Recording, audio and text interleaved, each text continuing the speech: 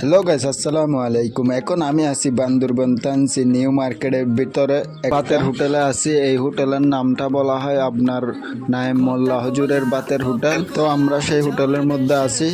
এখন বাজে হচ্ছে রাত 10টা। হুজুর এখনো নাকি পাক করতেছে। আমরা আসার কারণ হচ্ছে ভাত খাইতে আসলাম, এসে দেখি এখনো হুজুর পাক করতেছে। আপনারাই বলেন, এইভাবে করলে কি কাস্টমার থাকবে? আসলে থাকবে না। এত রাত্রে কেউ কি ভাত পাক করে হোটেলে? আপনারাই বলেন। তো এখন কিছু করার নাই, হুজুরে যেহেতু এত রাত্রে পাক করতেছে, আমাদেরকে কিছুক্ষণ ওয়েট করতে হবে। আর একা মানুষ হুজুর আর কত কাজ করবে, তার বয়স হয়ে গেছে।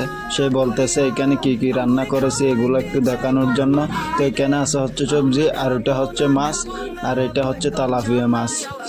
তো এখানে মুরগি চুলাতে দিছে আর কি হুজুরে। তো মুরগিগুলা হচ্ছে তার চুলাতে এখন দিছে। তো একা মানুষ পারে না আসলে। কেউ যদি চাকরি করতে চান তাহলে আমাকে কমেন্ট বক্সে বলতে। যারা ট্যুরিস্ট এখানে এসে খাবার খুঁজেন, আসলে ওনার কাছ থেকে খেতে পারেন। এটা টানসি নিউ মার্কেটের ভিতরে।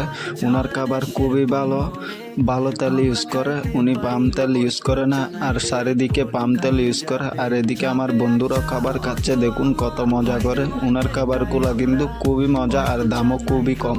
আপনারা আসতে পারেন।